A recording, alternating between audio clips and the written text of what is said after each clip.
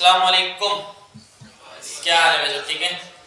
अच्छा भाई, तो रिएक्ट नेटिव का हमारा एक कोर्स है और मोबाइल एप्लीकेशन डेवलपमेंट इसमें हम सीखेंगे और इसके लिए जावास्क्रिप्ट आपको थोड़ी बहुत आती हो, लेकिन इसके अलावा भी हम इस क्लास में जावास्क्रिप्ट को रिपीट करेंगे थोड़ा बहुत, ठीक है?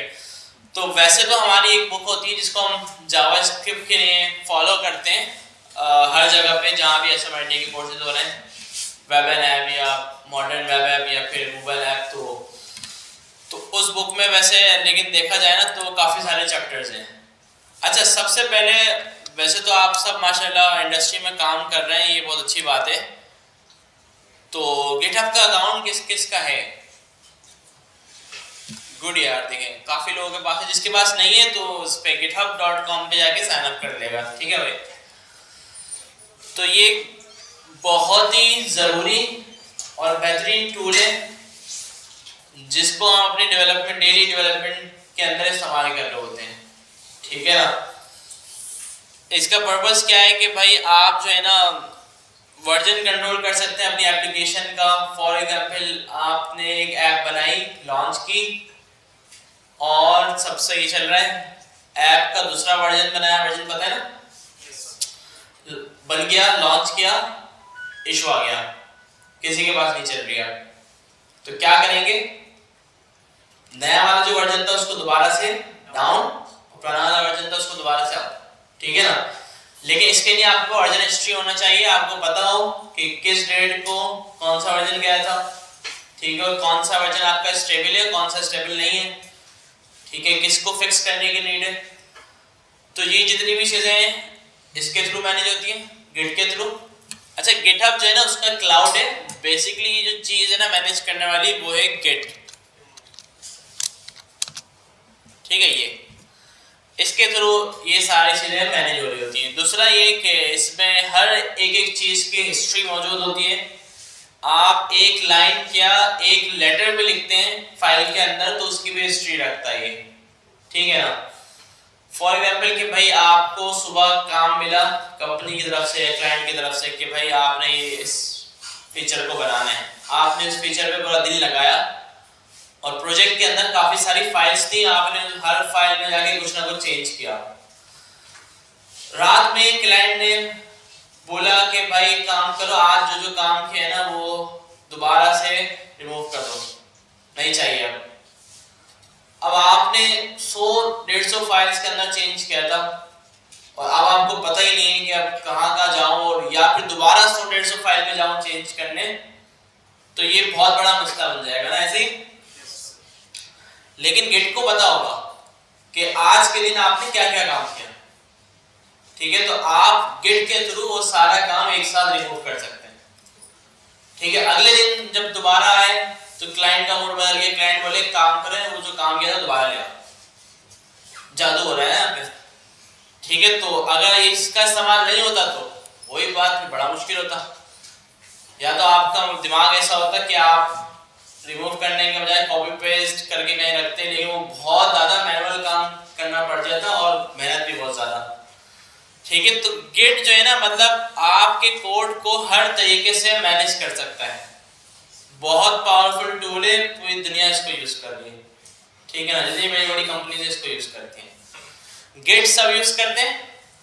हाँ, जो क्या कहते हैं सेंसिटिव डिटेल्स होती हैं इनकी या सिक्योर कोड होता है उसको क्लाउड पे नहीं रखते, ये गिट का क्लाउड है। क्लाउड समझते हैं ना?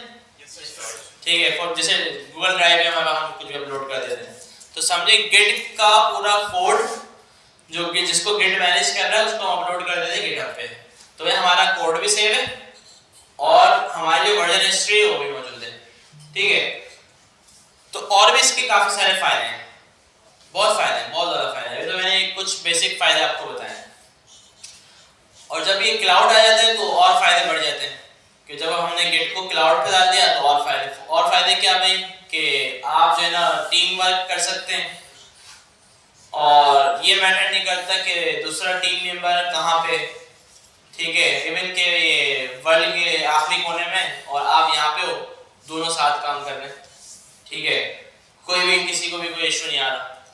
ठीक है, ग्लोबली लोग काम कर रहे होते हैं, कोई पाकिस्तान से, कोई दुबई से, कोई अमेरिका से इस पे लगे हुए हैं, ठीक है, एक साथ काम कर रहे हैं।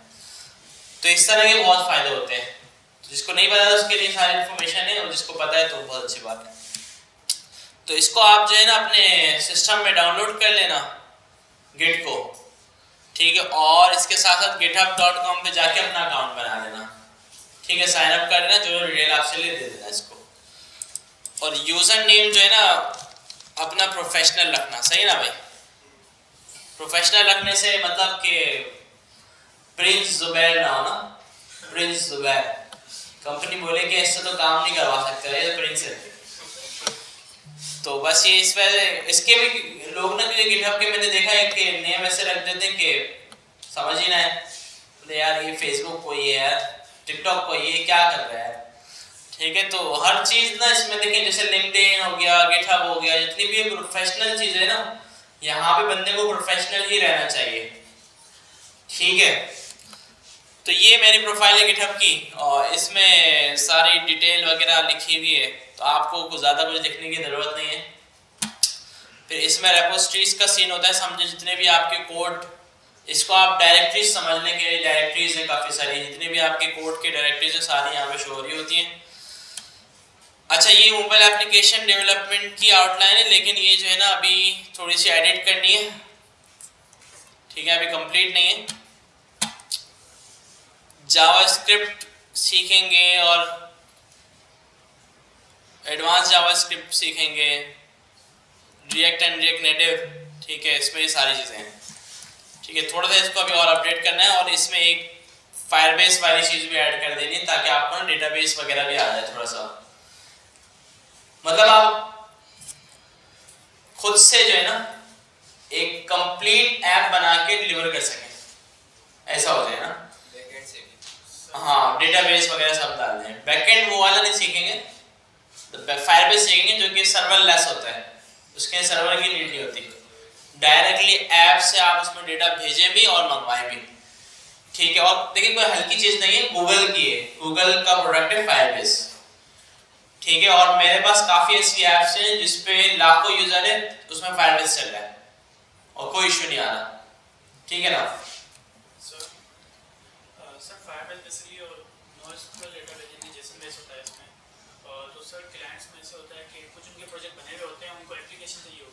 हाँ बिल्कुल सही, यस यस।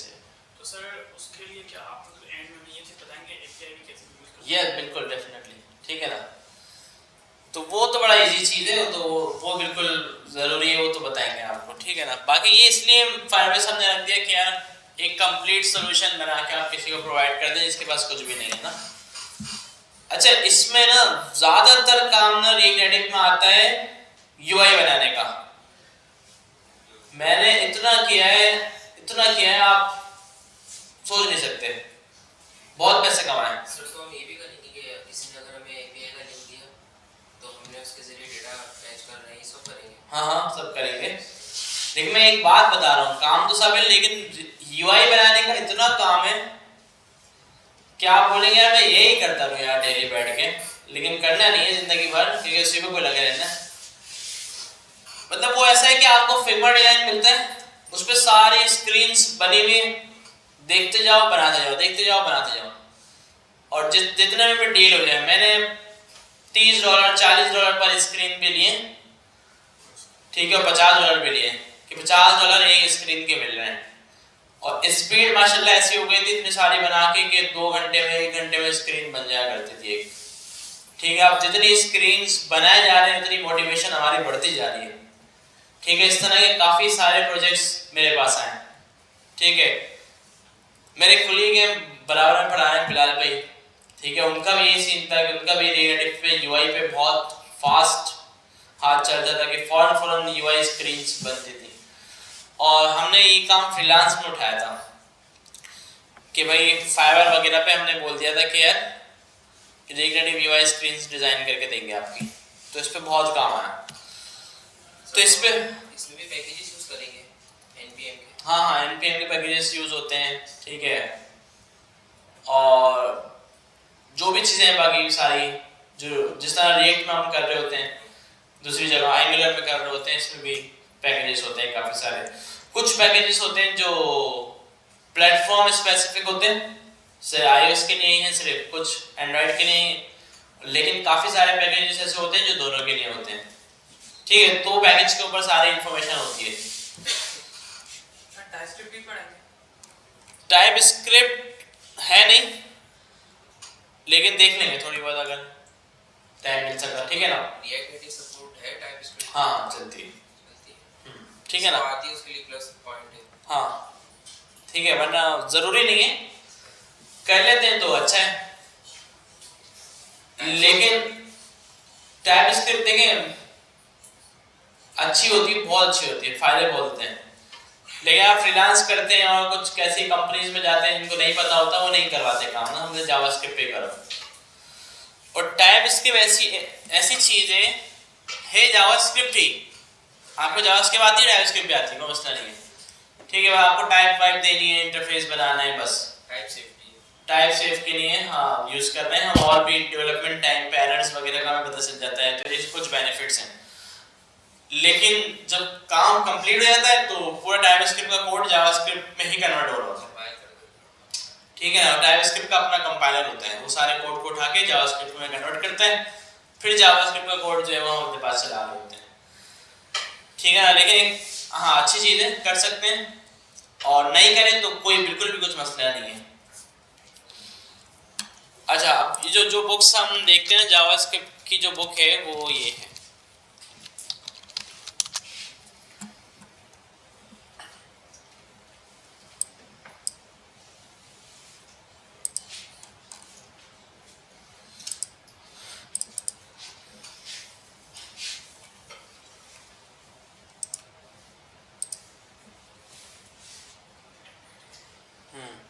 इंटरनेट मुझे लग रहा है स्लो हो गया, चले खैर है, देख लेते हैं। अच्छा, वेरिएबल में सबसे पहले हम बात करते हैं, आ गया, ये हमारी जावास्क्रिप्ट की बुक है।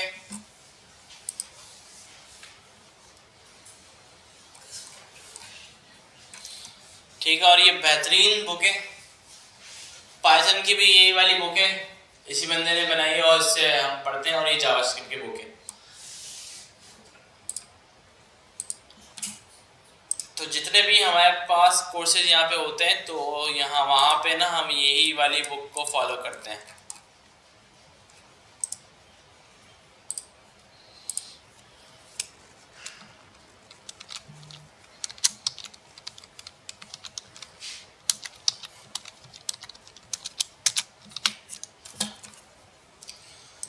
अच्छा, वैसे तो इसके भाई काफ़ी सारे चैप्टर्स हैं, ये मैं इस वजह से दे रहा हूँ कि आप इसको खुद भी देखें काफ़ी ना, क्योंकि हम जो है मेन टॉपिक्स पढ़ रहे हैं, हम पूरी जावास्क्रिप्ट कंप्लीट नहीं पढ़ रहे। ठीक है, तो आप इस बुक को फॉलो करके थोड़ा थोड़ा देख सकते हैं। अच्छा जी, तो अब हम क्या करते हैं, अच्छा विजुअल स्टूडियो कोड सब यूज़ करते हैं, पता है उसके बारे में? गुड है।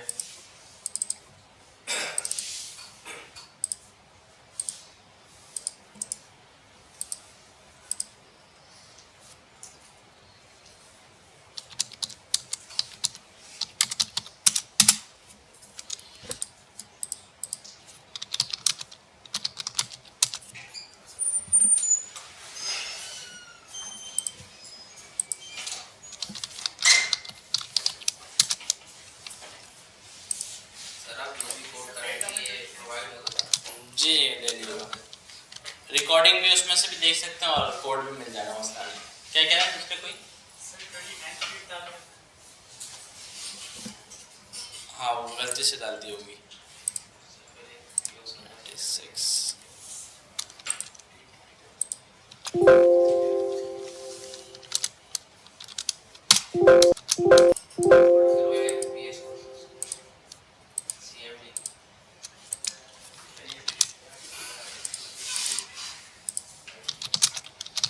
ठीक है भाई, तो ये एक मैंने जावास्क्रिप्ट की फाइल बना दी index.js।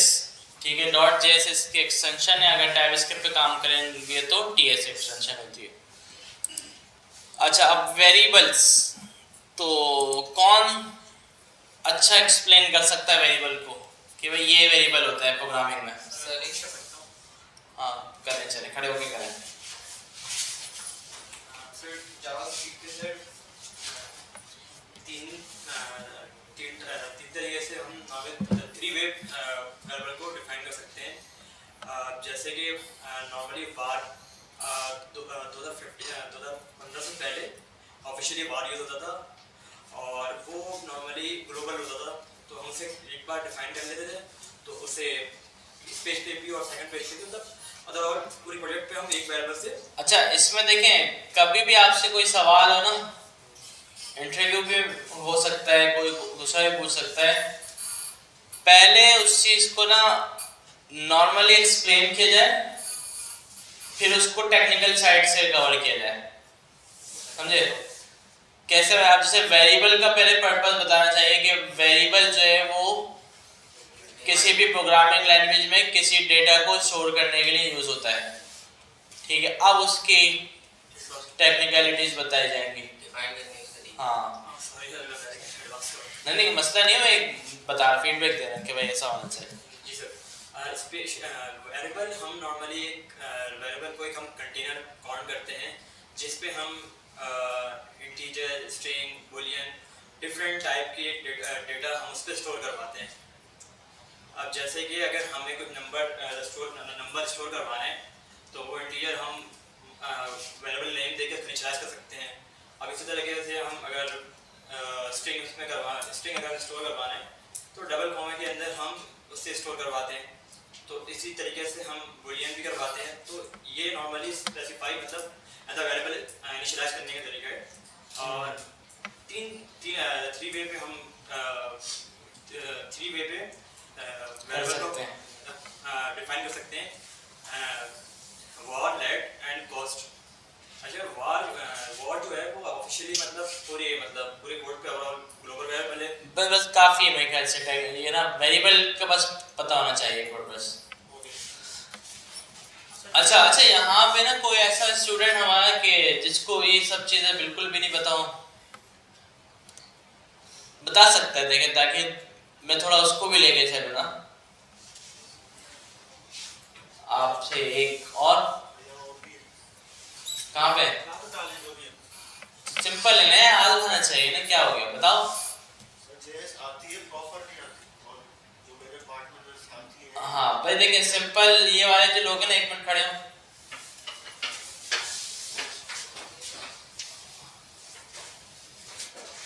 ठीक है? और कोई है? नहीं है ना, सही। मतलब बाकी सब जो बैठे हैं प्रोग्रामिंग की थोड़ी नो-हाउ है, ठीक है ना? अच्छा आपने पहले कोई प्रोग्रामिंग पढ़ी? नहीं। आपने? सर पढ़ी है थोड़ी बहुत। जावास्क्रिप्ट ही पढ़ी है? दूसरी जावास्क्रिप्ट भी पढ़ी है, थोड़ी HTML CSS। सही। आपने? Sir same HTML CSS JavaScript थोड़ी बहुत पढ़ी है। थोड़ी बहुत नॉलेज है। आपने? सही। आपने? सबकी नॉलेज है थोड़ी सही है। अच्छा एक काम आप करते हैं, जी बेसिक नॉलेज है, थोड़ा कोर्स किया है DD। सही है। तो वेब ऐप का किया था? नहीं सर वो उसका वेब डेवलपमेंट का, उसमें जावास्क्रिप्ट थोड़ी बहुत मतलब की हो, सही है, काफी है मतलब।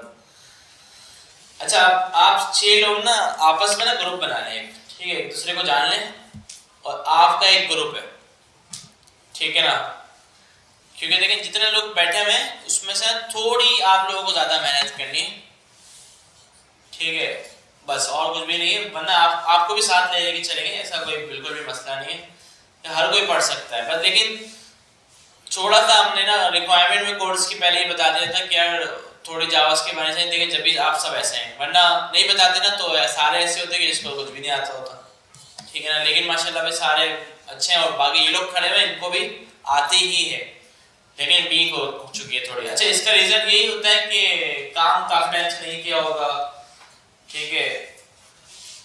तो आप लोग जो है ना, एक तो ये मैंने बुक दी है, ये फॉलो करेंगे, ठीक है? और मेरी पूरी प्लेलिस्ट भी पड़ी हुई है ना, मैं ही पढ़ा रहा हूँ यूट्यूब के ऊपर, ठीक है? तो उससे भी आप सीख सकते हैं। और क्लास में भी जो है ना, मुझे पता चल गया कि अभी 6 ऐसे लोग हैं जिनको जो थोड़े वीक हैं, तो तो मैं अब इस हिसाब से चलूंगा, ठीक है ना? सही है, कर दें।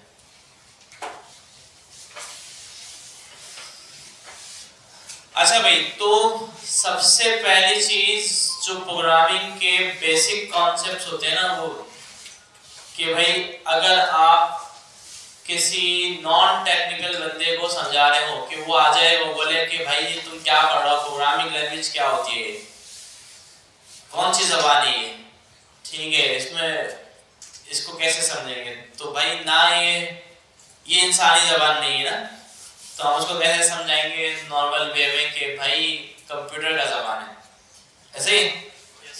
लेकिन एक तरह से कंप्यूटर का जबान है भी नहीं, ठीक है। वो वजह क्या है कि कंप्यूटर जो समझता है वो 0 और 1 बाइनरी, प्रोग्रामिंग लैंग्वेज जो है वो इंसानी लैंग्वेज है, ह्यूमन है, इंग्लिश में लिखते हैं।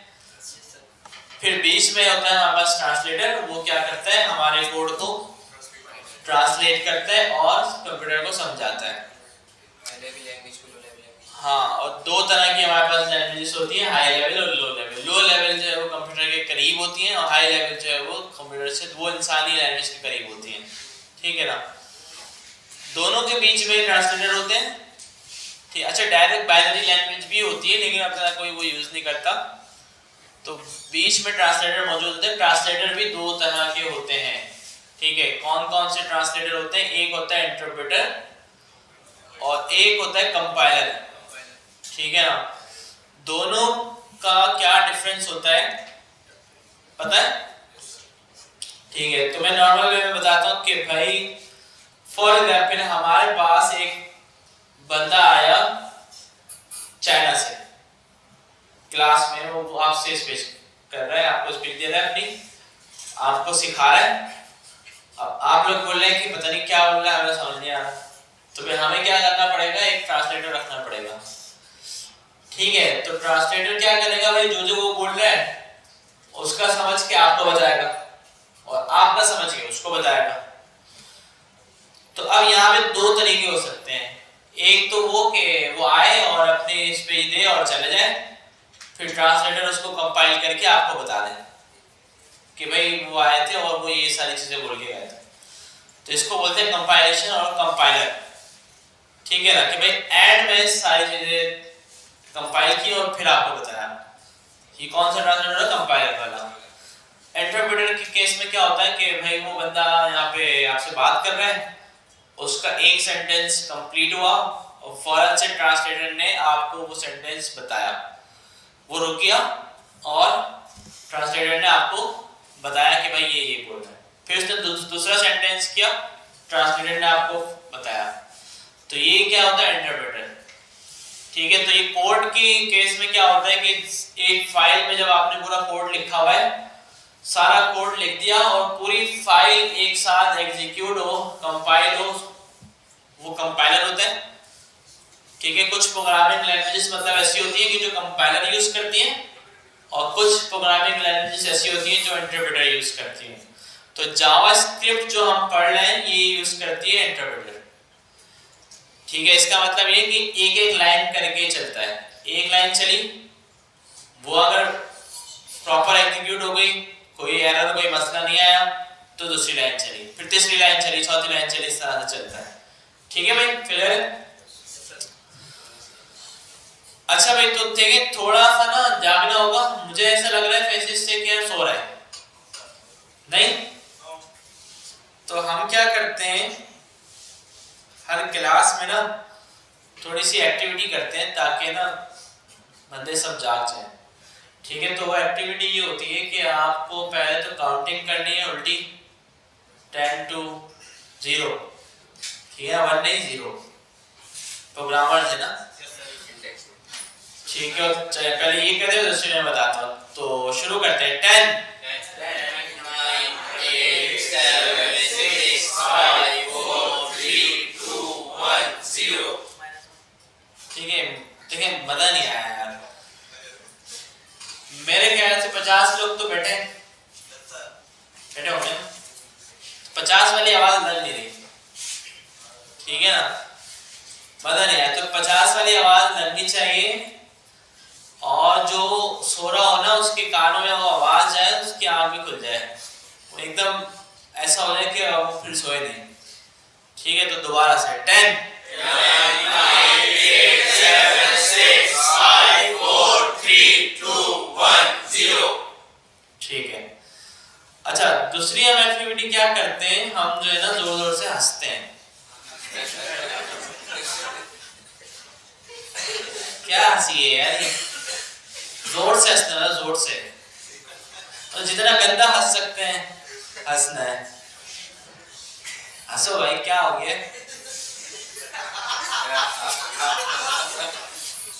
अच्छा, इसमें ना इस एक्टिविटी में कनेक्शन होता है, एक हंसता है ना फिर वो, तो इससे बंदा बिल्कुल ना एक्टिव हो जाता है कि चलो अब समझ में आएगा जो भी पढ़ूंगा। और भी है, चलो बाकी छोड़ दे जाओ। ठीक है, तो अब हम आते हैं भाई इस पे कि अब हम बात कर रहे थे वेरिएबल की, कि भाई किसी भी प्रोग्रामिंग लैंग्वेज में, हर प्रोग्रामिंग लैंग्वेज में वेरिएबल होता है कि इसके बगैर जो है ना काम कर नहीं सकते, मुश्किल हो जाएगा। इसका पर्पस क्या है कि कोई भी डेटा वगैरह हम स्टोर करवाते हैं, जिसे हमारे पास एक फाइल होती है, एक फोल्डर होता है, उसमें डेटा वगैरह स्टोर करवा के सेव करवा के रख देते हैं। तो इस तरह प्रोग्रामिंग लैंग्वेज की फाइल के अंदर एक वेरिएबल होता है जो एक कंटेनर का काम करता है, और उसके अंदर कोई भी डेटा वगैरह हम अपना स्टोर करवा के रख देते हैं। डेटा किसको बोल रहे हैं, वो कुछ भी हो सकता है। ठीक है, किसी बंदे की इंफॉर्मेशन हो सकती है, किसी जगह की, या XYZ किसी भी किस्म का डेटा हो सकता है। अच्छा, कुछ प्रोग्रामिंग लैंग्वेज की ना काफी रिस्ट्रिक्शन होती है इस डेटा के ऊपर, कि जब भी आप वेरिएबल बनाएं तो पहले बताएं कि भाई टाइप बताएं कि इसमें किस टाइप का डेटा आने वाला है। हाँ, टाइपस्क्रिप्ट जो है ना प्रोग्रामिंग लैंग्वेज नहीं है। ठीक है, वो सुपरसेट है जावास्क्रिप्ट का, मतलब जावास्क्रिप्ट में हेल्प करने के लिए बनाया गया बस। ठीक है, तो जैसे रस्ट हो गई और काफी दूसरी भी है। ठीक है, उसमें जावा हो गई। ठीक है, तो उसमें बताना पड़ता है कि भाई हम जो है ना इस वेरिएबल के अंदर नंबर स्टोर करने वाले हैं, या फिर स्ट्रिंग वैल्यू स्टोर करने वाले हैं। स्ट्रिंग वैल्यू को पता है ना सबको? स्ट्रिंग वैल्यू क्या होती है कि भाई जो ऐसी वैल्यू जो इनवर्टेड कॉमा के अंदर लिखी गई हो, और टेक्स्ट वैल्यू। ठीक है, देखिए इसको समझना बड़ा आसान है। जावास्क्रिप्ट में कुछ चीजें होती हैं, उनको छोड़ के जो भी डेटा आप सेव करवाएंगे वो स्ट्रिंग में करवाएंगे। ठीक है भाई, नंबर, ठीक है, बूलियन, ट्रू और फॉल्स दोनों ना, ट्रू भी और फॉल्स भी। ठीक है भाई, नल, एलिमेंट। ठीक है, मतलब ये वैल्यू अगर आपको जरूरत पड़ती है ना कभी कि खुद से लिखनी है तो डायरेक्ट लिखेंगे। इसके अलावा जितनी भी चीजें, जितना भी डेटा आप स्टोर करने वाले हैं जावास्क्रिप्ट में, वो इनवर्टेड कॉमा के अंदर होगा। सब कैरेक्टर सिंगल कोट, कुछ भी हो XYZ। ठीक है, कुछ भी हो। ये इस चीज को समझने का आसान तरीका है कि जो कम वाली चीज ना उनको याद करना। ठीक है, कोई भी चीज हो जावास्क्रिप्ट में, कोई भी चीज हो, तो उस चीज को समझने का सबसे बेहतरीन चीज होता है कि जो कम वाली चीज है उनको याद रख लो। जैसे मैं बोलूं कि यार क्लास में ये 3 लड़के जल्दी जाएंगे, तो अब मैं ये सारे बंदों को याद रखूंगा या 3 को? 3 कम वैल्यूज है ना, आसानी से याद हो जाएगी।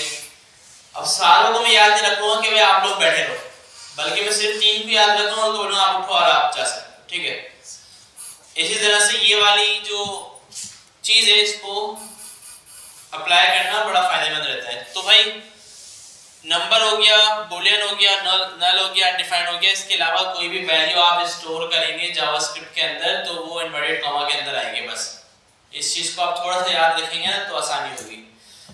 ठीक है, हो सकता है इसमें कुछ मिस कर दिया हो, लेकिन मुझे नहीं लगता कि कुछ है, तो बस सही है, जाने देना।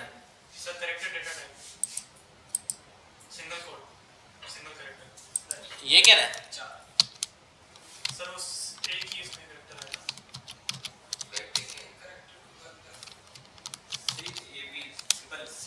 हाँ, तो वो तो मतलब एक ही बात है ना, उसमें मसला कोई है, वो एक ही चीज हो गया ना, इनके अलावा है ना, वो इसमें है मौजूद, तो नहीं है ना, तो उसमें आएगा। वैसे अगर आप डायरेक्ट लिखेंगे ना ऐसे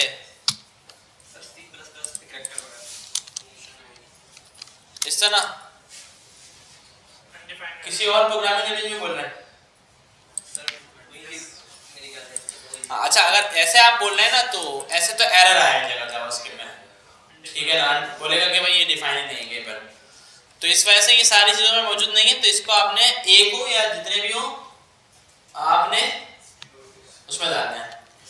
अच्छा, यहाँ पे ना अभी सिर्फ डेटा वैल्यूज की बात हो रही है, जो डेटा वाली वैल्यू, डेटा क्या होता है आपको पता होगा, कोई भी इंफॉर्मेशन, कोई भी चीज़ हम जिसको स्टोर करवा रहे हैं, नाम हो सकता है, ठीक है ना। अब जैसे मैं इस क्लास में आता हूँ या नहीं, तो इस चीज़ के लिए मैं ना ट्रू फॉल्स इस्तेमाल कर सकता हूँ कि मैं आता हूँ ट्रू, नहीं आता फॉल्स, तो ये भी एक डेटा हुआ। तो ये डेटा वाली चीज़ों के बारे में मैंने आपको बताया कि भाई ये छोड़ के बाकी सारी आएंगी स्ट्रिंग में। अच्छा, वेरिएबल कैसे बनाया जाता है जावास्क्रिप्ट में? वेरिएबल बनाया जाता है भाई var का कीवर्ड यूज करके। ये कीवर्ड है var, आप ये लिखते हैं वेरिएबल बनाने के लिए, ठीक है ना। उसके बाद स्पेस देकर आप वेरिएबल का नाम बताते हैं, ठीक है ना। यहाँ पे बात हो रही है वेरिएबल के नाम की, तो यहाँ पे वो रूल अप्लाई नहीं होगा कि वो वैल्यूज हो तो डायरेक्ट, वरना इनवर्टेड कॉमा, क्योंकि ये नेम है, ये कोई वैल्यू स्टोर नहीं करवा रहे हैं, ठीक है ना। तो इसको हम कुछ भी रख सकते हैं, मैं इसको बोल दूं माय नेम। हाँ, अब इस वाली वैल्यू को, अच्छा इसके आगे लगता है इक्वल टू,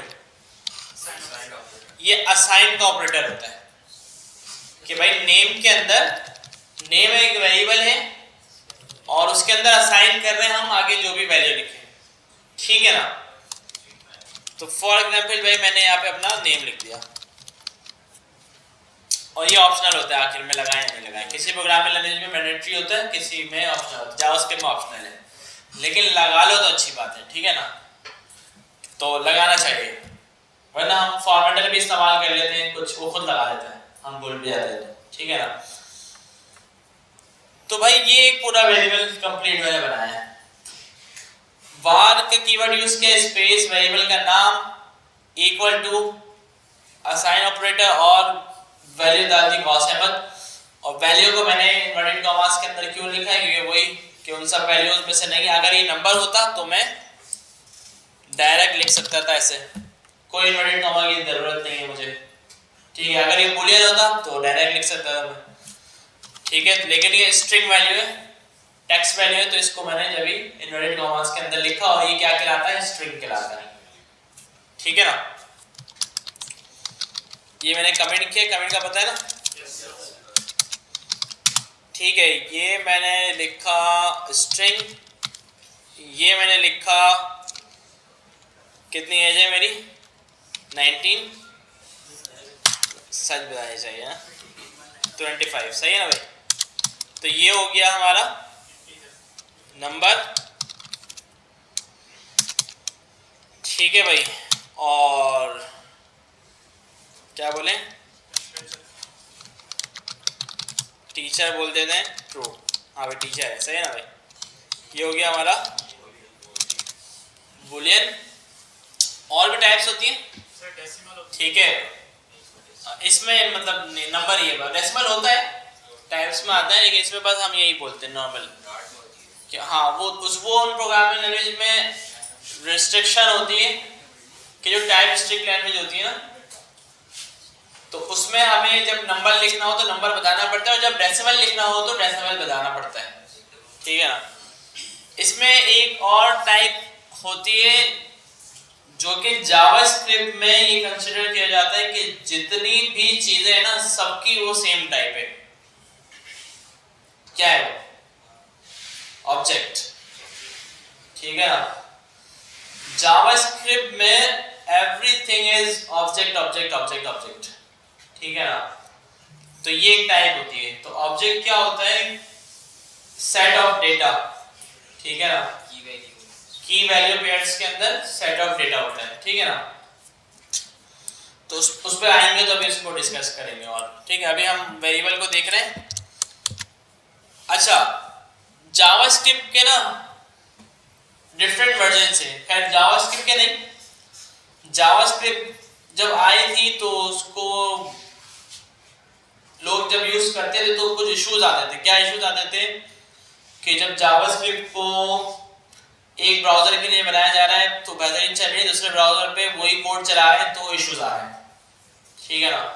तो फिर जो है ये डिसाइड हुआ कि भाई काम करते हैं कि स्टैंडर्ड बनाते हैं, ठीक है, और उस स्टैंडर्ड में कोड लिख के सबको वो फॉलो करना होगा ताकि वो हर ब्राउजर पे चले और सबके लिए आसानी हो जाए, ठीक है। तो वो स्टैंडर्ड बनाया एक्मा ने, ठीक है। एक्मा एक ऑर्गेनाइजेशन है, यूरोपियन कंप्यूटर मैन्युफैक्चरर एसोसिएशन। तो उसने ना जावास्क्रिप्ट का एक स्टैंडर्ड बनाया और उसका नाम रख दिया एक्मा स्क्रिप्ट, ठीक है। तो अब उसके डिफरेंट वर्जन्स हैं, एक्मा स्क्रिप्ट 1, एक्मा स्क्रिप्ट 2, ठीक है। इसको ES भी बोल सकते हैं, ES1, ES2, ES3, ES4।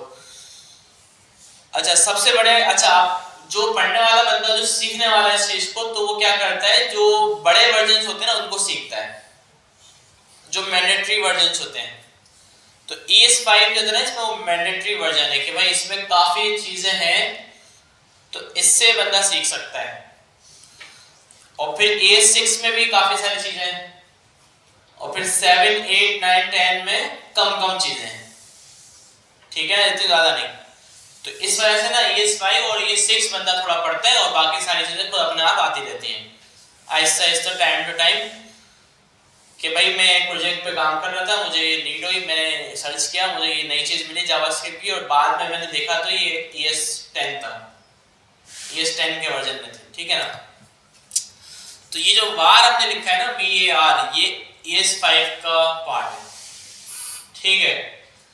अच्छा देखिए वर्जन किसी भी चीज का क्यों आता है वैसे, दो तीन रीजंस होते हैं। एफिशिएंसी बढ़ाने के लिए, कोई बग फिक्स करने के लिए, कोई प्रॉब्लम है उसके अंदर अगर, ठीक है, या फिर और क्या हो सकता है, कोई न्यू फीचर ऐड हो गया, हाँ, ठीक है। तो ये कुछ रीजंस होते हैं जिसकी वजह से नया वर्जन आता है। और अगर सारी चीजें प्रॉपर चल रही हैं और वर्जन नहीं आ रहा किसी चीज का, तो वो चीज अपडेट हो जाती है और उसको कोई यूज भी नहीं करता फिर। आप देखें ना फेसबुक आज से 10 साल पहले क्या थी, आज क्या है। अगर आज वही होती तो उसको कोई भी यूज नहीं कर रहा होता, ठीक है ना। ऐसा ही हमें याद होगा हमने अगर यूज के 10 साल क्या थी, ये क्या बना दिया इसको, अब तो ये दुनिया बन गई। ऐसा लगता है इसमें इतनी चीजें हैं कि हमें पता भी नहीं है कि क्या है। जब भी यूजर जो है ना इसके साथ जो है कनेक्टेड है और अभी तक इसको यूज करते हैं डेली बेसिस पे, ठीक है। तो इसी तरीके से जावास्क्रिप्ट के भी वर्जन्स आते रहते हैं, जो इसमें इश्यूज हैं वो सॉल्व होते रहते हैं, न्यू फीचर्स आते रहते हैं, ठीक है ना। तो वार जो वेरिएबल है ना इसमें फायदे भी हैं, इसके नुकसान भी हैं और इश्यूज भी हैं, ठीक है ना। क्या इश्यूज हैं कि सबसे पहला इशू कि भाई ये ना वार जो है ना आपका ग्लोबल स्कोप पे जाके स्टोर हो जाता है। स्कोप क्या है कि स्कोप का सीन पता है किसी को? Yes sir, accessibility. कहाँ एक्सेसिबिलिटी उसकी, कहाँ मतलब आप उसको ना एक्सेस कर सकते हैं, ठीक है। तो ये उसका स्कोप होता है। एक हमारे पास होता है ग्लोबल स्कोप, ठीक है। जावास्क्रिप्ट के अंदर ग्लोबल स्कोप क्या होता है, ये जो फाइल का जो रूट है ना, मतलब आप किसी भी फंक्शन के अंदर नहीं है, किसी भी ब्लॉक के अंदर नहीं है, आप डायरेक्टली बाहर है फाइल के, तो ये ब्लॉक स्कोप है। अच्छा और क्या है इसका कि भाई आप जो है ना सेम नेम का वेरिएबल दोबारा बना दें, ठीक है ना भाई, कोई एरर नहीं आएगा, ठीक है ना, चलता रहेगा। बस क्या होगा, लाइन नंबर 2 पे आपको गॉस एमएल मिलेगा, लाइन नंबर 4 पे जब आप नेम को एक्सेस करेंगे तो आपको SMRT मिल जाएगा। जबकि ये चीज थोड़ी सी गलत भी है। क्यों गलत है कि अगर हमारी फाइल में इतना ज्यादा कोड है और उस फाइल पे मल्टीपल लोग काम कर रहे हैं, अब उसको नहीं पता था ऊपर एक नेम का वेरिएबल पहले से मौजूद है, उसने नीचे दूसरे नेम का भी बना दिया, सेम नेम का दूसरे पर्पस के लिए बना दिया, पॉसिबल है, ठीक है ना। तो इस तरह के इश्यूज हैं। दूसरा एक वेरिएबल ग्लोबल स्कोप में होता है। दूसरा एक इसमें कॉन्सेप्ट होता है होइस्टिंग का। होइस्टिंग की मीनिंग पता है ना, मतलब ऊपर की तरफ जाना। पहले कॉल करते हैं तो बाद में। हाँ, तो हम ये देखें, जब एक चीज जावास्क्रिप्ट में ना डिफाइन नहीं होती, जावास्क्रिप्ट के ना एरर को समझें। जावास्क्रिप्ट को अच्छा समझना है ना, तो उसके जो कुछ एरर्स है ना उनको समझ लिया जाए, तो आपको जावास्क्रिप्ट अच्छा समझ में आ जाएगा। वही ना, हर हमेशा कम चीजों की तरफ जाया जाए ताकि दिमाग में आसानी से बैठ सके, ठीक है ना। तो जावास्क्रिप्ट अच्छा समझना है तो जावास्क्रिप्ट के एरर्स को समझ लेना। एरर्स कम ही, इतना ज्यादा नहीं होते, 4-5 किस्म के एरर होते हैं, ठीक है। तो सबसे पहला एरर हम समझते हैं वो क्या कि भाई कंसोल का आइडिया। कंसोल एक कीवर्ड है जावास्क्रिप्ट में, और इससे हमें जो है ना कुछ मेथड्स मिलते हैं, लॉग है, एरर है और काफी सारे और भी हैं, ठीक है ना। काउंट के लिए डिबग है, डायरेक्टरी बहुत है, लेकिन हम ज्यादातर यूज करते हैं लॉग वाला ना। जैसे दूसरी प्रोग्रामिंग लैंग्वेज में प्रिंट होता होगा और इस तरह के लॉग के लिए यूज होते हैं, है ना। तो इसका जो आउटपुट है वैसे वो हमें ना जावास्क्रिप्ट को रन करना पड़ेगा, या दो जगह पे रन कर सकते हैं, या तो इसको HTML के साथ ब्राउजर पे रन कर सकते हैं। अच्छा, जावास्क्रिप्ट बनी ब्राउजर के लिए है, ठीक है ना। जावास्क्रिप्ट का पर्पस क्या है, ब्राउजर पे रन ब्राउजर पे हो सकती है, ब्राउजर में चलने के लिए बनी है, वेबसाइट के लिए। बगैर ब्राउजर के इसको नहीं चला सकते, लेकिन एक तरीका ये है कि Node.js एक हमारे पास टूल है जिसके थ्रू हम जावास्क्रिप्ट को बगैर ब्राउजर के भी चला सकते हैं, ठीक है। वरना नहीं चलाना तो ब्राउजर पे चलाएं, कोई मसला नहीं है, ठीक है। अगर ब्राउजर के बगैर चलाना है तो आपको Node.js इंस्टॉल करना पड़ता है। तो ब्राउजर के बगैर कैसे चलेगी कि भाई आपने index.html की फाइल बनाई,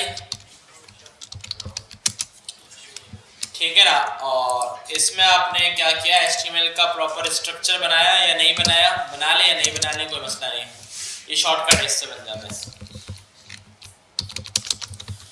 स्क्रिप्ट का टैग डाला आपने और सोर्स दे दिया index.js। तो अब आप क्या करेंगे, index.html की फाइल रन करेंगे ब्राउजर पे और आपकी जावास्क्रिप्ट चल जाएगी, ठीक है। और कंसोल जो है ना वो किस में आ रहा होता है हमारे पास, डेवलपर टूल के अंदर कंसोल टैब होता है, इसमें आ रहा होता है, ठीक है।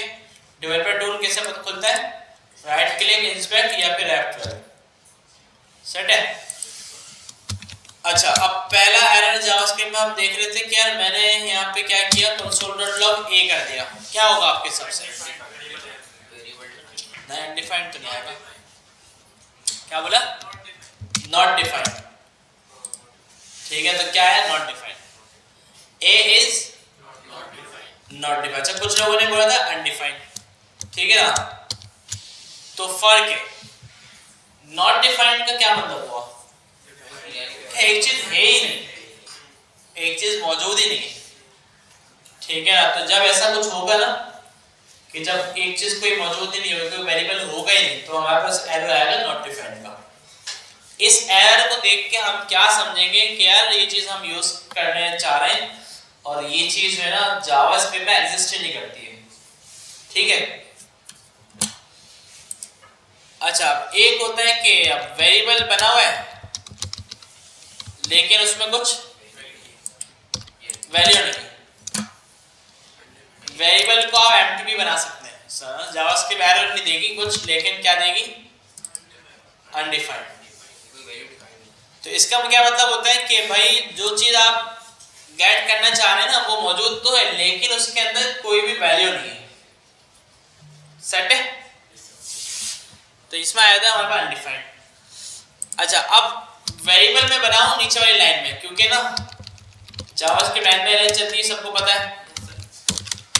कंसोल ऊपर किया, वेरिएबल नीचे, तो क्या होगा, नॉट डिफाइंड। वैसे देखा जाए तो नॉट डिफाइंड आना चाहिए, लेकिन अनडिफाइंड है। क्यों, क्योंकि वार का मैंने आपको बताया कि होस्ट होता है, ठीक है ना। जावास्क्रिप्ट क्या करती है, जब भी कोई आप वेरिएबल बनाते ना, सबसे पहले कोड चलने से पहले सारे वेरिएबल्स को उठा के टॉप पे ले जाती है, होइस्ट। अच्छा ये काम जो है ना इसके अपने स्कोप में होता है, जैसे अभी मैंने इसको ग्लोबल स्कोप में बनाया तो ग्लोबल लेवल पे इसको ऊपर लेके जाएगी। और अगर आपने वार किसी फंक्शन के अंदर बनाया तो फंक्शन के टॉप पर लेके जाएगी, फाइल के नहीं। अच्छा इंटरव्यू क्वेश्चन कि भाई वार जो वेरिएबल है जावास्क्रिप्ट में इसका स्कोप क्या है, इंटरव्यू क्वेश्चन होता है, क्या बोलेंगे?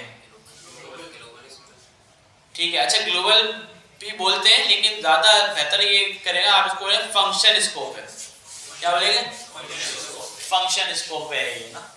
इसका मतलब क्या है कि अगर फंक्शन में वेरिएबल बनाया ना आपने, फंक्शन पता है ना, अभी देखेंगे भी और शायद आपको पता भी है। अगर किसी फंक्शन के अंदर आपने वेरिएबल बनाया तो वो वेरिएबल फंक्शन के अंदर ही एक्सेसिबल होगा, फंक्शन के बाहर एक्सेसिबल नहीं होगा। बाहर से बनाए, बाहर कीवर्ड से नहीं बाहर बनाए तो ग्लोबल है, फंक्शन में बनाएंगे तो फंक्शन। हाँ फंक्शन में बनाएंगे तो फंक्शन के अंदर है, बाहर बनाए तो ग्लोबल है। बाहर बनाए तो मतलब बाहर, फंक्शन के अंदर, मतलब पूरी जावास्क्रिप्ट में कहीं पर भी हर जगह अवेलेबल है। इसका मतलब ब्लॉक स्कोप हो गया। नहीं ब्लॉक नहीं हुआ, फंक्शन हो गया ब्लॉक, क्योंकि ना जावास्क्रिप्ट में कुछ और भी होता है। हर वो चीज ब्लॉक होती है जहाँ पे कर्ली ब्रैकेट्स लगे हुए होते हैं, जावास्क्रिप्ट में ना ब्लॉक इसको बोलते हैं, ये एक ब्लॉक है। ऑब्जेक्ट की तरह। अगर इसके अंदर आप वेरिएबल बनाएंगे ना तो भी वो ग्लोबल है, ठीक है, क्लियर है बात? अच्छा अब हमारे पास दूसरी चीजें भी हैं वेरिएबल बनाने के लिए जो कि ये 6 में इंट्रोड्यूस हुई थी, जैसे कि लेट। यही काम मैंने लेट से किया, बिल्कुल सेम जिस तरह वेरिएबल से हम बनाते हैं वैल्यू स्टोर करते हैं, लेट से भी सिर्फ क्या चेंज हुआ है, कीवर्ड, ऊपर वार था नीचे लेट हो गया बस।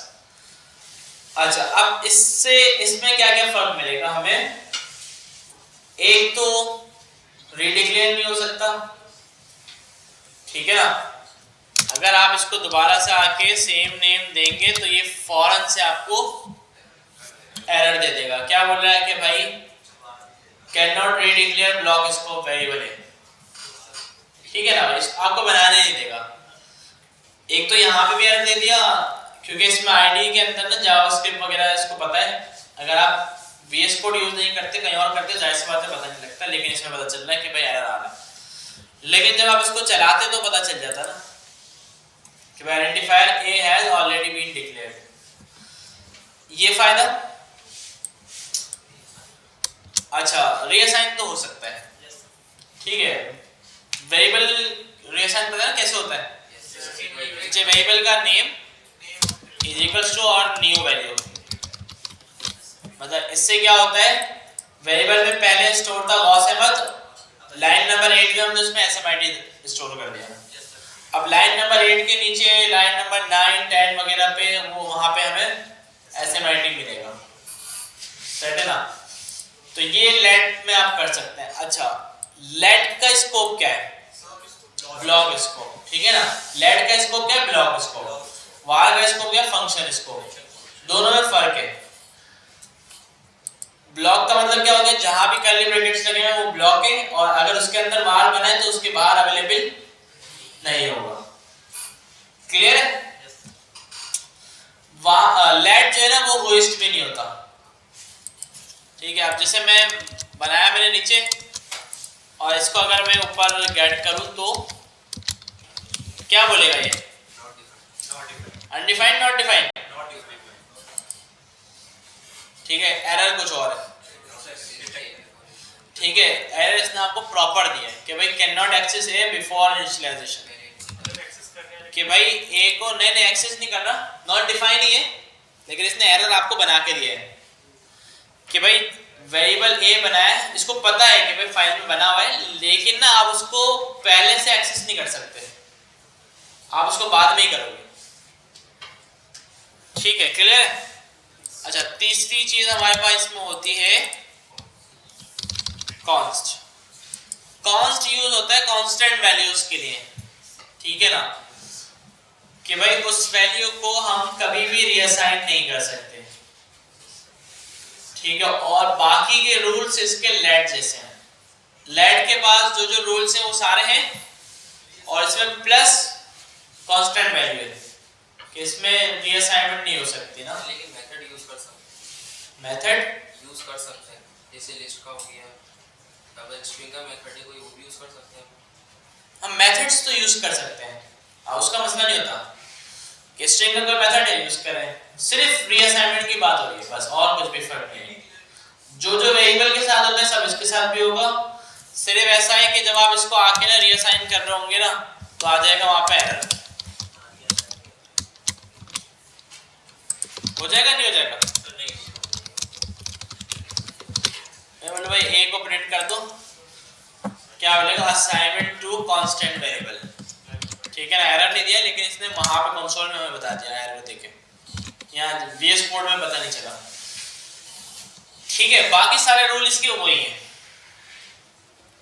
अच्छा, रीअसाइनमेंट नहीं हो सकती, लेकिन जावास्क्रिप्ट में ना हमारे पास कुछ ऐसी चीजें होती हैं कि जिनके अंदर ही हम डेटा अपडेट करते हैं। फॉर एग्जांपल एरे ऑब्जेक्ट, ठीक है ना। एरे ऑब्जेक्ट का पता है? तो भाई इसमें जो है ना ये पूरा एरे चेंज नहीं होगा, इसके अंदर अगर कुछ वैल्यूज हैं ये चेंज नहीं होगा पूरा, बल्कि इसके अंदर की जो वैल्यू है ना ये चेंज हो सकती है, और एक और वैल्यू भी ऐड हो सकती है अगर ये कांस्टेंट है। लेकिन ये ऐसा नहीं हो सकता कि एरे हटे और स्ट्रिंग आ जाए, या एरे हटे या ऑब्जेक्ट आ जाए। समझ रहे हैं बात? तो भाई ये तीन हमारे पास तरीके थे वेरिएबल बनाने के। तो एक इमेज होती है अच्छे से, अगर आप उसको भी थोड़ा सा देख लेना और याद रखें तो फायदा होता है। ब्लड तुम्हारी थोड़ी सी है,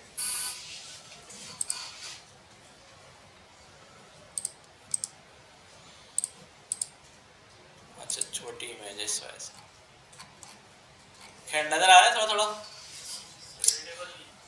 ऊपर लिखा हुआ है भाई स्टोर्ड इन ग्लोबल स्कोप, तो सिर्फ वार जो है ना वो ग्लोबल स्कोप में स्टोर्ड होता है। लेट ग्लोबली अवेलेबल होता है लेकिन ग्लोबल स्कोप में स्टोर नहीं होता।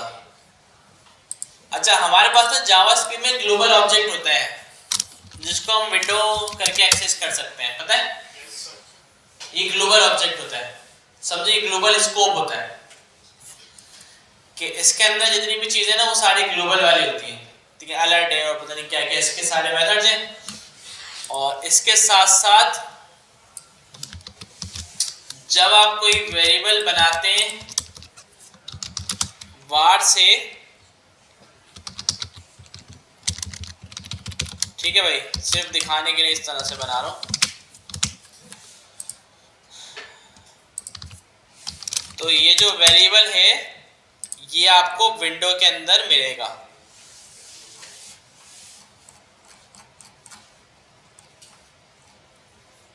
ये रहा, ठीक है ना। तो ये इस ग्लोबल स्कोप में स्टोर होगा, लेकिन जब ये लेट और कॉन से बना हुआ है तो नहीं होगा। फंक्शन स्कोप तीनों है। ये क्या, ये तो मैंने अभी वेरिएबल बताया था, ब्लॉक लगा हुआ होता है। लेकिन सही वो बाहर तो डिफाइन नहीं कर सकते ना, एक्सेस नहीं कर सकते ना फंक्शन से बाहर, अगर उस हाँ, वेरिएबल लेकिन राइट जवाब क्या हुआ? ब्लॉक लगा हुआ है ना, कि वेरिएबल का मैंने बोला फंक्शन स्कोप है, इन दोनों का मैंने क्या बोला? ब्लॉक स्कोप है। लेकिन फंक्शन का भी तो ब्लॉक होता है, तो इस वजह से वो दोनों भी फंक्शन स्कोप बन गए। ब्लॉक स्कोप में वेरिएबल ब्लॉक स्कोप नहीं है, क्रॉस लगा हुआ देखें इस पे। वेरिएबल ब्लॉक स्कोप नहीं है, बल्कि लेट ब्लॉक स्कोप है और कॉन्स्ट भी ब्लॉक स्कोप है। रीअसाइन वेरिएबल भी हो सकता है, लेट भी हो सकता है, लेकिन कॉन्स्ट, ठीक है, कैन बी रीडिक्लेयर्ड, सिर्फ वार हो सकता है, लेट और कॉन्स्ट रीडिक्लेयर नहीं हो सकते, मतलब सेम नेम का वेरिएबल दोबारा नहीं बन सकता। होइस्टेड, वार होइस्ट होता है सिर्फ, लेट और कॉन्स्ट होइस्ट नहीं होते, ठीक है। अच्छा, ये बेसिक रूल्स थे। अगर आप कहीं पे जाएंगे, रिएक्ट नेटिव की जॉब के लिए भी जाएंगे ना, और पहले वो आपका जावास्क्रिप्ट का इंटरव्यू लेगा, ठीक है, और इस क्वेश्चन से स्टार्ट होगा हर जगह, आप देखिएगा कि भाई var let const, इसके बारे में बताएं, डिफरेंस बताएं। ठीक है, तो यही आपसे ज्यादा सवाल हो रहे होंगे, ठीक है ना।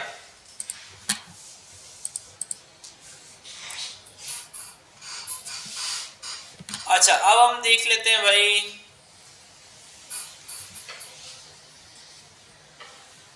अच्छा इसका अर्थमेटिक और मैथमेटिकल चीजें ये सब पता होंगी ना आपको। भाई एक चीज बताता हूँ जो जावास्क्रिप्ट की है, शायद नहीं पता, वैसे तो सब कर सकते हैं, सिंपल।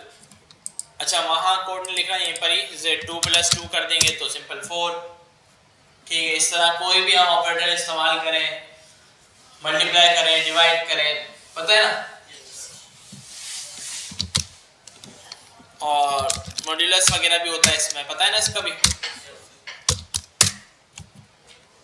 ठीक है, और इसमें बताने वाली क्या चीज़ है कि फॉर एग्जाम्पल अगर हमारे पास डेटा स्ट्रिंग में है तो क्या होगा,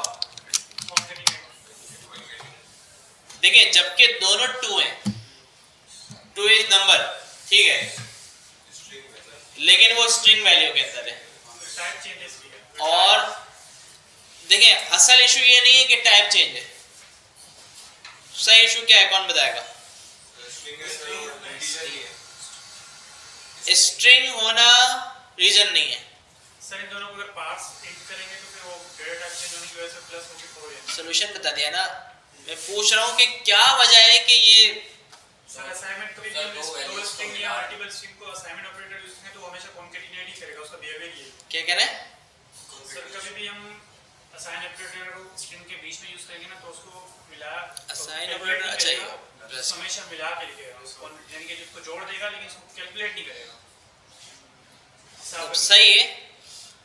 देखिए सिंपल इसका जवाब ये है कि जावास्क्रिप्ट में ना प्लस का जो ऑपरेटर है ना, ये कॉन्कैटिनेशन के लिए भी इस्तेमाल होता है। सही जवाब ये हुआ ना, मतलब जावास्क्रिप्ट में प्लस का ऑपरेटर कॉन्कैटिनेशन के लिए भी इस्तेमाल होता है। बाकी लैंग्वेज में भी होता है, सी शार्प, जावा। सही है, ठीक है ना। तो इस वजह से यहाँ पे स्ट्रिंग मिला तो समझा कि कॉन्कैटिनेट करना है, सही ना। और अगर मैं इसको प्लस की जगह यहाँ पे माइनस लिख दूं तो क्या किया इसने, परफॉर्म कर दिया ऑपरेशन और उसमें 0 ला के दे दिया। ठीक है, तो बस सिर्फ प्लस में वो मसला है, माइनस मल्टीप्लाई और कुछ भी है बाकी तो वो सब बिल्कुल प्रॉपर चलेगा। अगर स्ट्रिंग वैल्यूज भी आप पास कर रहे हैं तो चलेगा, नंबर लेगा। ठीक है, ऐसा नहीं करते ना कि आप यहाँ पे a - a लिख दो, जवाब नहीं आ रहा सर। ठीक है, तो उस पर ये आता है, फिर इसका पता है नोडा नंबर, मतलब कोई एक ऑपरेशन आपने ऐसा किया है कि वहां पे ना वो चीज जो भी वैल्यू थी ना वो नंबर नहीं थी। ठीक है, या तो वो कोई अल्फाबेट था, या कोई वो अनडिफाइंड वैल्यू थी, या वो बूलियन वैल्यू थी, नंबर नहीं थी। तो इस वजह से वो जो है ना आउटपुट में आपको फिर NaN देगा, नॉट अ नंबर। ठीक है ना, ये सीन है इसका। इसके अलावा अगर हमारे पास एक वेरिएबल होता है जावास्क्रिप्ट में,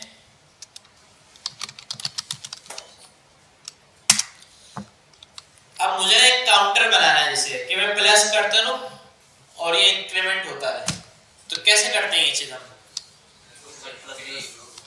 नम एक तरीका ये होता है हमारे पास =+1। ठीक है भाई, तो ये चलता रहेगा। अच्छा हाँ, अब वो हमारे पास क्या है दूसरा प्लस प्लस। इसका क्या है कि भाई ये क्या करेगा कि जब जब आप इसको चलाएंगे ये एक इंक्रीमेंट करता जाएगा और इसको हम बोलते हैं पोस्ट इंक्रीमेंट। लेकिन इसका इशू ये है कि हमेशा एक ही इंक्रीमेंट करेगा। हाँ, एक ही करेगा, बिल्कुल ठीक है ना। ऐसा नहीं है कि आप बोले कि आप मुझे 2 करना है तो 4+, ठीक है ना, क्या करेगा, एरर दे देगा, बस 2 आपने एक्स्ट्रा लगा दिए, 4 वाला कोई सीन नहीं, ठीक है ना। 4 करने 4 करना है तो फिर 2 बार नम प्लस प्लस 2 बार लिखते हैं पूरा। प्लस इज इक्वल टू 3 होता है ना, किससे? प्लस 3 प्लस नम लिख के इससे हाँ बिल्कुल बिल्कुल इक्वल टू ठीक है ना, प्लस इज इक्वल टू और 4 लिख दिया तो अब ये इंक्रीमेंट होगा। और इंक्रीमेंट होता है। नम की पुरानी वैल्यू से 19 है ना, 4 इंक्रीमेंट हो जाएगा। ठीक है, अच्छा इस वाले में ना और दूसरे में भी माइनस भी चलेगा, ठीक, मल्टीप्लाई भी चलेगा, डिवाइड भी चलेगा। ठीक है, सब चलेगा। ठीक है, उस वाले में नहीं चलेगा जिसको ये चले, इसमें चलता है नहीं चलेगा मेरे ख्याल से ना, मल्टीप्लाई कर दो। मैंने कहा समझ नहीं रहा इसको ना, समझ रहा है कि आपने सर इंक्रीमेंट स्पेस है, ठीक है, माइनस माइनस डिक्रीमेंट वही होता इंक्रीमेंट और डिक्रीमेंट होगा, और ये वाले केस में आप मल्टीप्लाई भी चलेगा। ठीक है ना। अच्छा अब प्री और पोस्ट में क्या है ये बता देता हूँ कि जैसे हमारे पास एक नम में वैल्यू स्टोर है 23, ठीक है ना। अब जो है ना मैं क्या कर रहा हूँ, वैल्यू को ना कहीं पे यूज कर रहा हूँ, कंसोल में फॉर एग्जांपल या कंसोल के अलावा कहीं पर भी किसी भी पर्पस के लिए मैं वैल्यू को इस्तेमाल कर रहा हूँ और किसी स्पेसिफिक जगह पे कर रहा हूँ, ठीक है ना। और मैं चाहता हूँ कि जब जब मैं इसको वहां पे इस्तेमाल करूँ वो इंक्रीमेंट भी होता जाए। तो अगर आप यहाँ पे पोस्ट इंक्रीमेंट करेंगे, इंक्रीमेंट डिक्रीमेंट कुछ भी हो सके ना, तो इसमें होगा क्या कि जिस जगह आपने वो नम यूज करा है ना, तो उस जगह पहले पुरानी वाली वैल्यू प्रिंट हो जाएगी, मतलब 23 आ जाएगी, और फिर बाद में इंक्रीमेंट होगा, मतलब अब आप उस जगह से आगे कहीं और यूज करेंगे, या तो नेक्स्ट लाइन में या राइट साइड पे। ठीक है, जैसे मैंने कंसोल लिखा और उसके राइट साइड पे एक और कंसोल लिख दिया तो वहां भी अपडेट होगा और नीचे भी, लेकिन जहां ये प्लस प्लस लगा हुआ है ना वहां पे नहीं होगा पोस्ट में। अच्छा अगर आप चाहते हैं कि जहां यूज कर रहे हैं वहां भी अपडेट हो तो आप क्या करते हैं, शुरू में आके प्लस प्लस लगा, इससे पता है क्या होगा, 23 है ना डायरेक्ट 24 प्रिंट करेगा। अच्छा उससे क्या होगा, 24 है अभी 24 ही आएगा, ठीक है। और अब नंबर को हम देखें तो क्योंकि नीचे वाली लाइन में अपडेट हो गया, तो समझ में भी आ रहा है पोस्ट इंक्रीमेंट मतलब बाद में ना, पहले प्रिंट बाद में इंक्रीमेंट। प्री इंक्रीमेंट का क्या है, पहले इंक्रीमेंट फिर बाद में प्रिंट, ठीक है ना। तो ये चीजें थी कुछ, और क्या हो सकता है, हाँ नंबर्स में ये सब हो सकता है, और इसमें देख लेते हैं। हाँ वेरिएबल नेम्स का पता है ना, लीगल इनलीगल, मतलब वेरिएबल नेम आपको कैसे रखना है, इसके कुछ रूल्स होते हैं, ठीक है ना। रूल्स क्या होते हैं कि आपने नंबर से शुरू नहीं करना, जैसे आप वेरिएबल 1 आप वेरिएबल का नेम बोलो मैं 1 रख दूं, नहीं पॉसिबल नहीं, A1 रख सकते हो, पहले अल्फाबेट फिर नंबर। बूलियन नहीं हो सकता, बूलियन क्या, बूलियन हम इसको ऐसा बोलते हैं कि जावास्क्रिप्ट का कोई कीवर्ड या कोई रूल नहीं हो सकता, इसमें कीवर्ड यूज नहीं कर सकते। हाँ जैसे मैं बोलूँ कि यार मैं वेरिएबल बना रहा हूँ, वेरिएबल का नाम भी मैं वेरिएबल ही रख रहा हूँ, वहां नहीं रख रहा हूँ, तो ये नहीं हो सकता, ठीक है, मसला हो जाएगा ना, जावास्क्रिप्ट का दिमाग खराब हो जाएगा।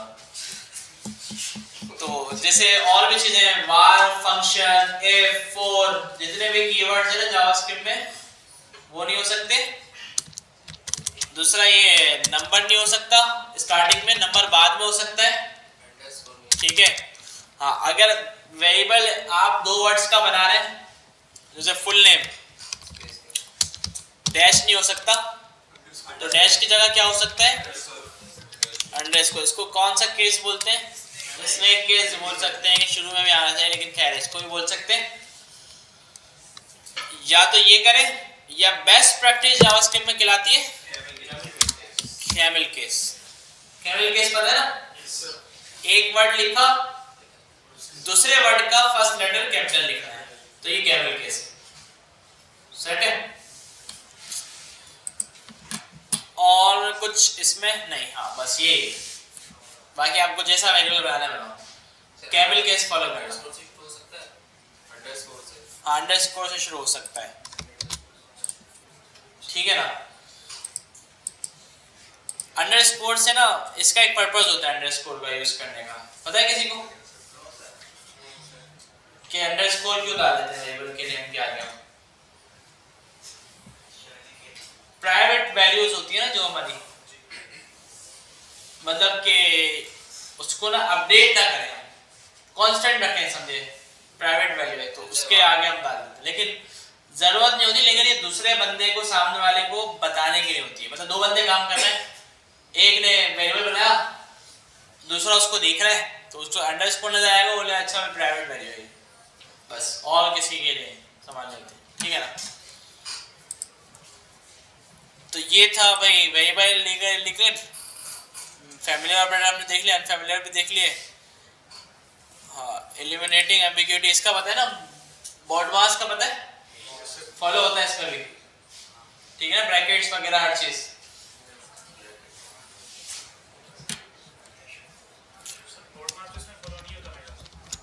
हाँ वो वाला यूज नहीं होता, लेफ्ट राइट वाला, ब्रैकेट वाला यूज होता है, ब्रैकेट वाला यूज होता है, ठीक है ना। तो ब्रैकेट आप जहां लगा देंगे तो उसको प्रायोरिटी मिलेगी, वो पहले इंप्लीमेंट होगा फिर बाद में दूसरा देखेगा ये, ठीक है ना।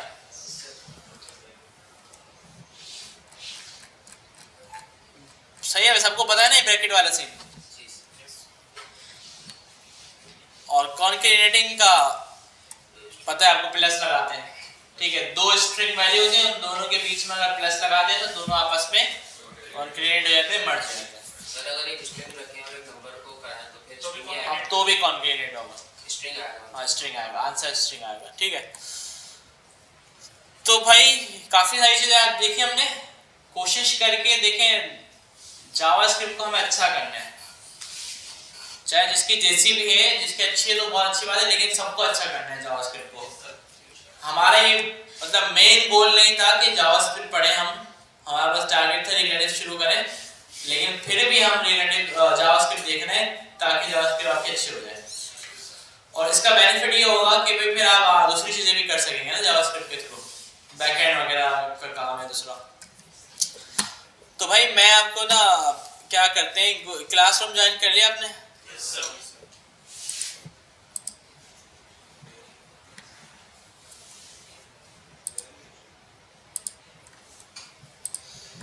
तो मैं क्या करता हूं कि भाई आपका ना एक असाइनमेंट बना रहा हूं मैं,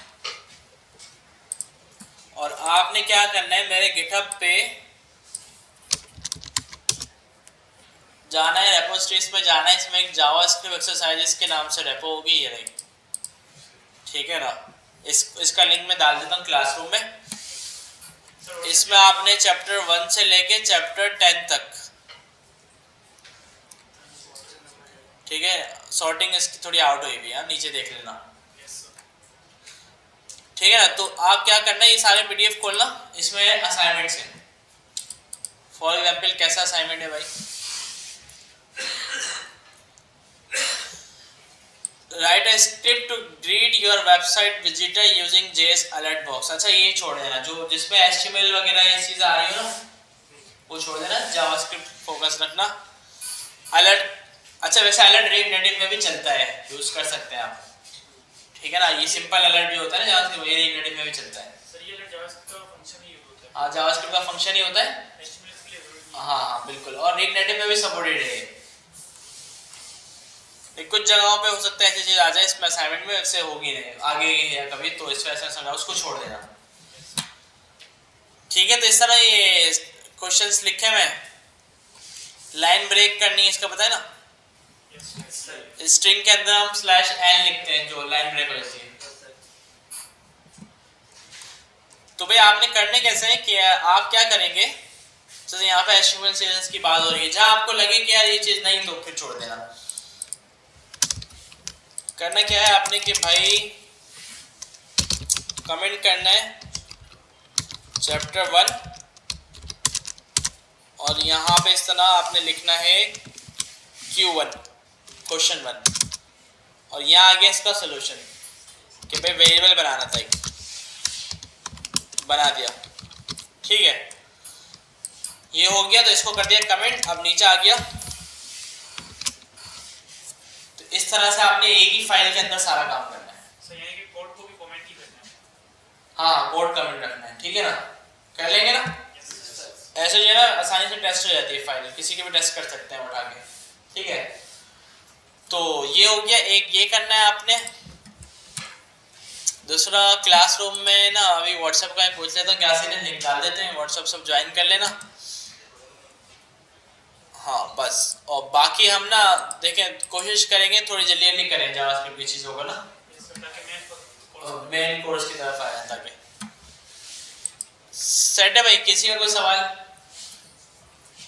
और रिकॉर्डिंग का ये सीन है कि आपको मिल जाएगी ये गौस अहमद लिखेंगे ना तो यूट्यूब चैनल आ जाएगा, इसमें मिल जाएगी। हाँ, लिंक भी डाल देंगे। ठीक है, यहाँ पे एक प्लेलिस्ट बना दूंगा मैं रिएक्ट नेटिव की, सही है ना, तो वहाँ पे आपको मिल जाएगा। क्लासरूम पे मैं लिंक डाल दूंगा। ठीक है, कोई सवाल? All okay? सर आप बता रहे थे कि जावास्क्रिप्ट जो है वो इंटरप्रेटर पे काम करती है, लेकिन सर वो कंपाइल कर रहा है ना एक्चुअली, क्योंकि वो सारे वेरिएबल्स क्या करता है स्टार्ट में ही वो डिक्लेयर कर देता है। नहीं, ऐसा नहीं है। होस्टिंग का बता रहे थे जब आप। हाँ, होस्टिंग एक कॉन्सेप्ट है इसका, बस वो कंपाइल नहीं करता कुछ भी ऐसा। तो सर वो विद इन फाइल कर रहा होता है, कोड लिख देता हाँ, विद इन फाइल कर रहा होता। ठीक है ना। अच्छा, बिहाइंड द सीन में जावास्क्रिप्ट की बहुत सारी चीजें हैं। मतलब अगर मैं उस दुनिया में आपको लेंगे ना कॉल स्टैक, इवेंट लॉग और ये, तो आप बोले पढ़ने ही नहीं है अभी, छोड़ो। हाँ, तो देख सकते हैं, लेकिन मतलब थोड़े जावास्क्रिप्ट आप पढ़ लें और एक क्लास में थोड़ा टाइम निकाल के वो चीज़ें देख सकते हैं कि आपको ना बिल्कुल अंडरस्टैंडिंग हो पीछे के क्या सीन चल रहा है भाई जावास्क्रिप्ट। हाँ, सब होता है, पूरी जावास्क्रिप्ट नेटिव में चलती है, सिर्फ डॉम की चीज़ों के अलावा। डॉम जो है ना वो उसका पार्ट है ना, HTML डॉम जो होता है उस ऑब्जेक्ट है पूरा, लेकिन उसमें वो नहीं होगा, बाकी सब तो होगा। रिएक्ट नेटिव में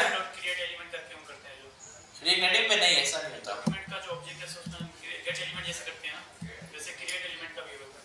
वो तो इसमें जावास्क्रिप्ट में होता है, रिएक्ट नेटिव में उसके नहीं है ना। क्या यूज होती है? जावास्क्रिप्ट होती है, लेकिन HTML का क्या करेंगे फिर हम? HTML सपोर्टेड भी है इसमें, ठीक है ना। अच्छा, उसके लिए ना हमारे पास ना एक बहुत अच्छा फ्रेमवर्क पूरा बनाया हुआ है फेसबुक ने, योगा लेआउट, वो यूज होता है। हाँ, फेसबुक वालों की है जी। ये भी ना पूरा फ्रेमवर्क ना फेसबुक वालों ने ही बनाया हुआ है, देखें, मेटा ओपन सोर्स। तो ये फ्रेमवर्क यूज होता है उसमें स्टाइलिंग के लिए, HTML CSS के लिए ये यूज होता है। नहीं, वनीला नहीं, HTML CSS है ही नहीं, समझे? कह सकते हैं, हाँ, HTML की तरह। यस, जैसे HTML में div होता है ना, यहाँ पे उसकी जगह आपको व्यू मिल जाएगा, व्यू। HTML में जैसे H1 से लेकर H6 और P, इसमें इस तरह हेडिंग्स वगैरह कोई सीन नहीं है, इसमें बस एक ही टैग होता है, टेक्स्ट। नहीं, वेब के लिए नहीं है। कुछ जगहों पे लोग यूज करते हैं, जैसे रिएक्ट की एक पॉपुलर लाइब्रेरी है रिएक्ट PDF, तो उसमें PDF बनाने के लिए यूज करते हैं योगा, और भी लोग यूज करते होंगे, लेकिन ये प्रॉपर वेबसाइट बनाने के लिए नहीं है ना। हाँ, बिल्कुल कह सकते हैं आप, क्योंकि ना फिर रिएक्ट नेटिव में इसका ये सीन होता है कि जब आप व्यू बनाते हैं ना, तो ये फिर एंड्रॉइड में ना उसको नेटिव टैग्स के अंदर रेंडर कर रहा होता है, जावा के जो टैग्स होते हैं, और फिर iOS में उसके स्विफ्ट के जो टैग्स होते हैं। ठीक है ना भाई, तो इंशाल्लाह मिलते हैं नेक्स्ट क्लास में। अल्लाह हाफिज़। जी जी ज़रूर।